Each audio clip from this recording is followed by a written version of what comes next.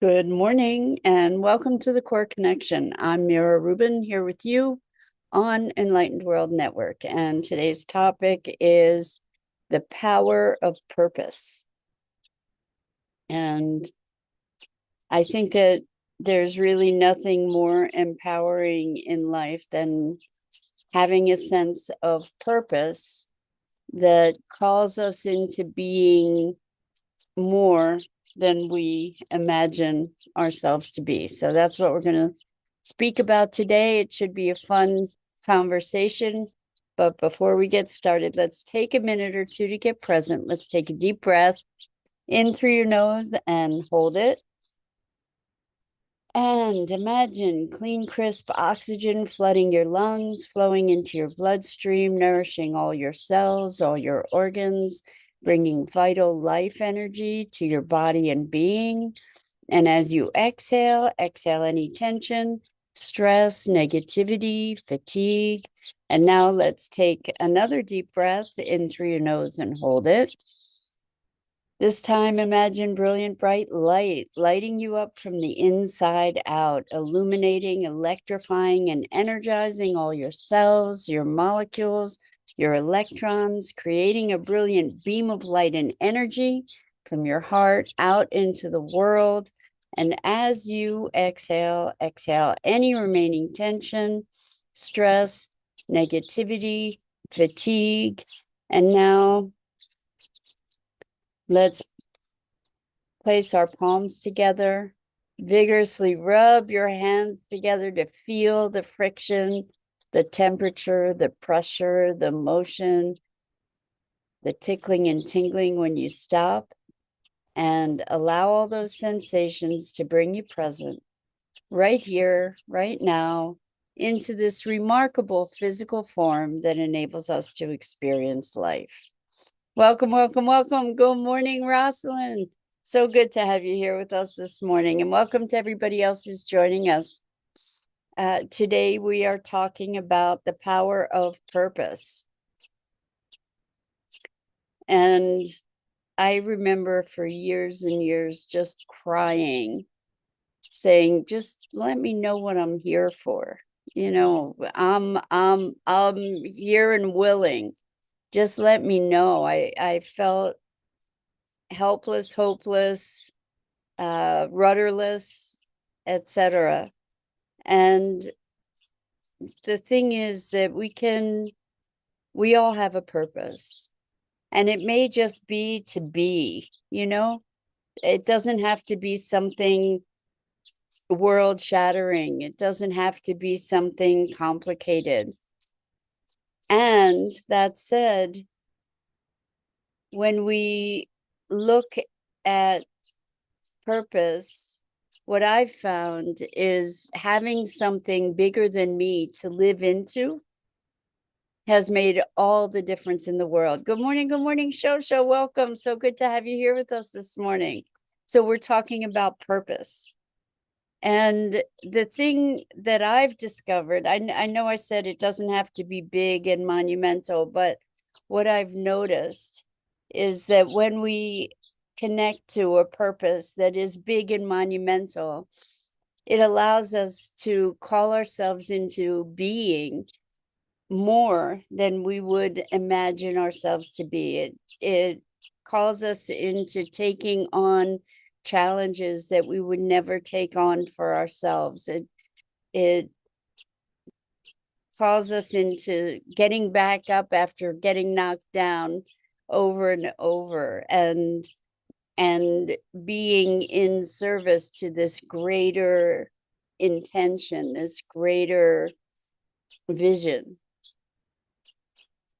And so there's a resilience that arises when we have a sense of purpose or mission. And I think one thing that we want to look at I know you're hearing the birds. I should show you the birds. They haven't eaten yet this morning, so they're very noisy. But here they are. Look at these guys. Aren't they awesome? So I wonder if they're seeing themselves on the screen. I don't know. Anyway, I'm going to see if holding them makes them a little more quiet. Here, guys. Here, we'll hold you. Okay. So good morning, Sue. Welcome. It's so good to have you joining us this morning.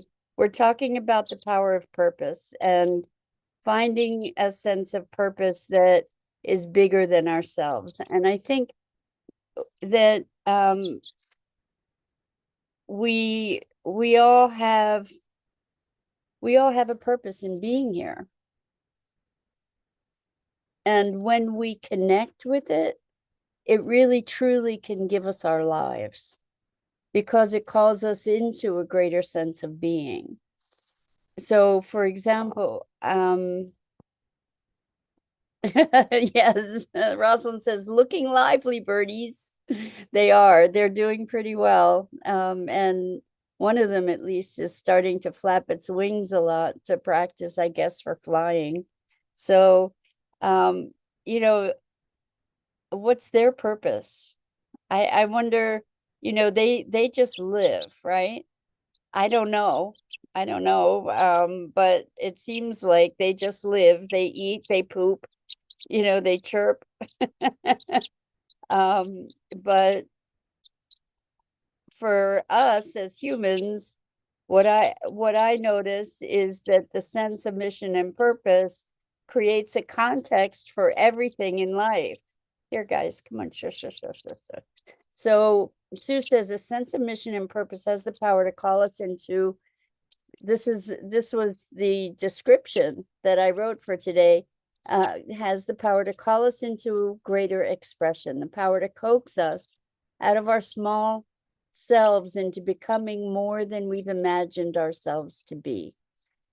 So what we're doing is exploring the evolutionary power that we can harness when we find a purpose that is bigger than we think we can be. So it may sound crazy, for instance, to say that my purpose is to elevate consciousness on the planet, or to end hunger, or to create a world of peace. And it may sound ridiculous to call something like that in as purpose. However, what that does is it gives us a context to live into. So, for instance, what I've come to as my purpose is to elevate consciousness. And so that allows me to, in all different aspects of my life, to look at what am I doing, or how is what I'm doing serving that intention. It's not that I'm single-handedly expecting to raise consciousness on the planet, but it's an intention that guides my actions. So these conversations each morning, if I were left to my own devices without that intention, I wouldn't be here, because I'm not it's not a thing for me to be wanting to be a public face, particularly, so the commitment of elevating consciousness for myself as well as others, to be hand in hand in collectively elevating consciousness, that calls me into expressions that aren't necessarily natural to me, that aren't necessarily the expressions that, left to my own devices, I would engage in, if that makes sense. And so how do we find our purpose? And I know that I mentioned for years and years in my life, I was just praying to find my purpose. like somebody was going to bestow it upon me. And the truth is that there are clues throughout our whole lives that can point us to a purpose. And the thing about the purpose is something that lights us up. Something that lights us up. And it's something probably that there are clues for from the time you were a very young kid. And so if you look for hints and clues in your life, what are the themes? What are the themes of your life? What are the things that keep showing up again and again and again? For me, it's always been like, what's this all about? It's been a quest for understanding around consciousness and what it is to be a human being, and how that quest has manifested is in ultimately coaching, but also deep exploration of consciousness and how humans operate and how the world operates and all of that stuff. That's a passion for me. So it's not that your purpose should be something that is of suffering in any way, shape, or form. One of the greatest clues to finding your purpose is to look at your passions, to look at what you do, regardless of what you're doing for work or what you're doing in the rest of your life, the things that you're drawn to and that you do in spite of everything else, in spite of any obstacles, the things that you pursue, the books you read, the movies you watch, the workshops you take, the things that you engage in that light you up. That also is a key to purpose. So I wonder, as you just ruminate on your own lives, what arises for you as a pattern that you see? What kind of pattern? Maybe even from when you were a child.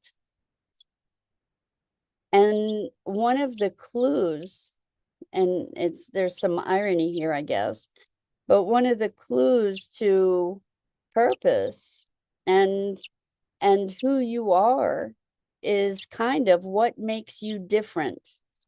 It might be something that you got teased about when you were younger, and you might even get teased about now. Something about who you are, in essence, that people notice, but that's different, and that you maybe were made to feel bad about because it was different. But that may be one of your fundamental gifts. So people always told me I was too intense. And it's because I look at things with a different depth. I see things with a different depth.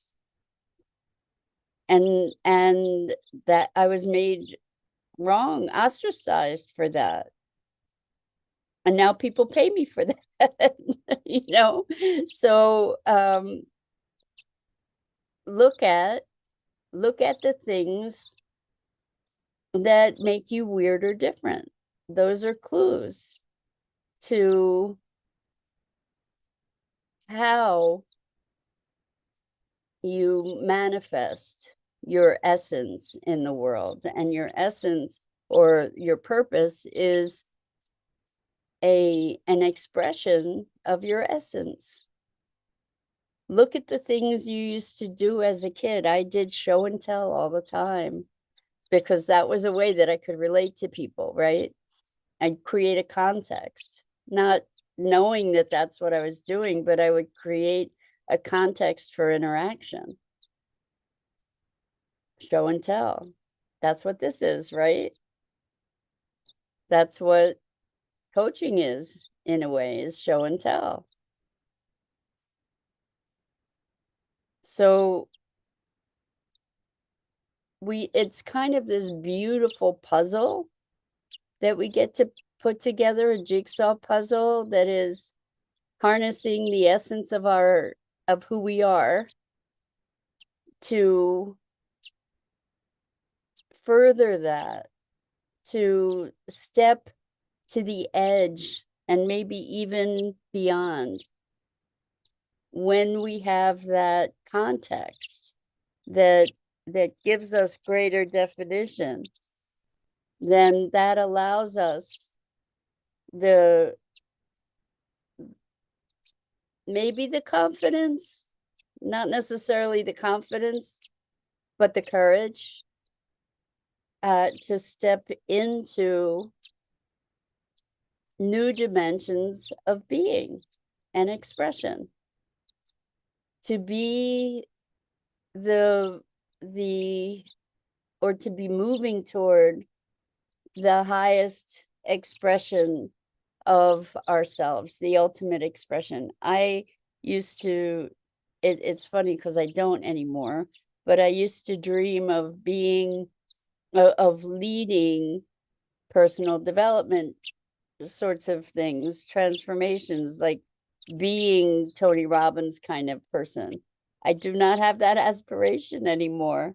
But what was behind that? It wasn't the fame, because that I'm not a spotlight person innately. It was being able to make a difference in a larger capacity that called to me, and being able to support people in the transformation of their lives. I'm just saying these things so that you can maybe find parallel examples in your own lives where there are things that you have hoped for or dreamed about and gravitated to, but somehow didn't imagine yourselves capable or worthy or able.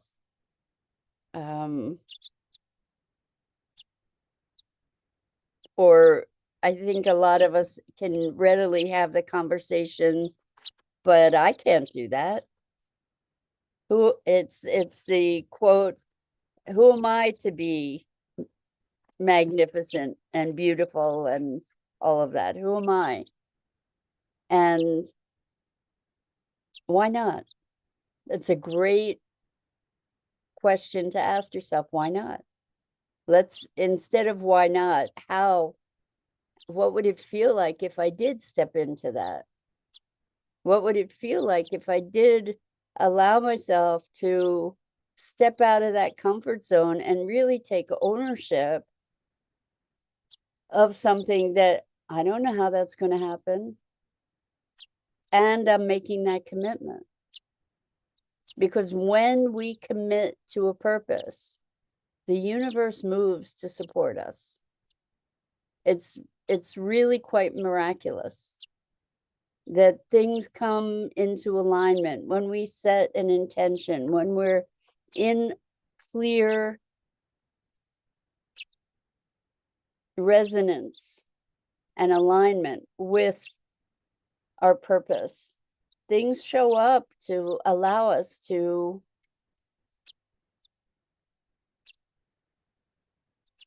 fulfill that. And the thing about purpose too is it needs to be broad enough so that we can have a multitude of expressions, so that we don't get locked into one thing. So at one point, I was defining purpose for myself more in the context of the transformational coaching. But the thing is that that's limiting. I may not decide to be doing coaching forever, but if my intention is to elevate consciousness, if that's my purpose, then I can do that in multitudes of ways, right? I can do that through creating experiences. I can do that through writing. I can do that through this kind of communication. I can do it in all kinds of ways that I haven't even yet discovered, right? So it's the being in the sense of purpose, being connected to the sense of mission. And from that being, all kinds of expressions emerge. And it's like a North Star, because it gives us a sense of direction. It gives us something that we can calibrate to. It gives us something that we can self-correct to realign ourselves,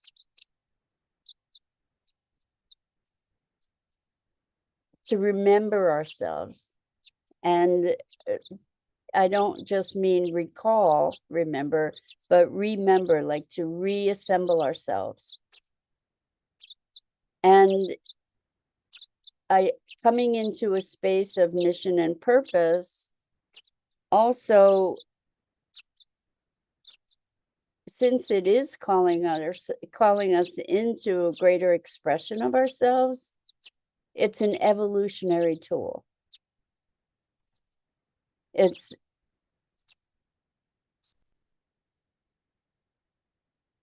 helping us to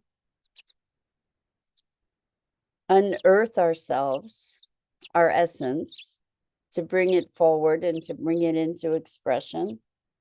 And it's also the source of our greatest fulfillment. It doesn't mean that it won't have its challenges. It doesn't mean that there won't be heartaches. What it does mean is that with a deep sense of purpose, even when we encounter obstacles, we have a greater resilience, and we have a greater ability to recoup and to revitalize. So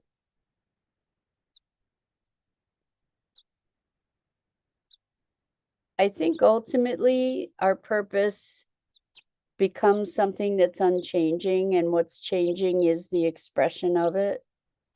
And the way that we name our purpose may go through its own evolution as well. You might, like I did, come up with a more limited context for purpose. Actually, where I started was with sustainability now, because one of the things that helps to find a definition for our purpose is when you ask yourself the question, what breaks your heart?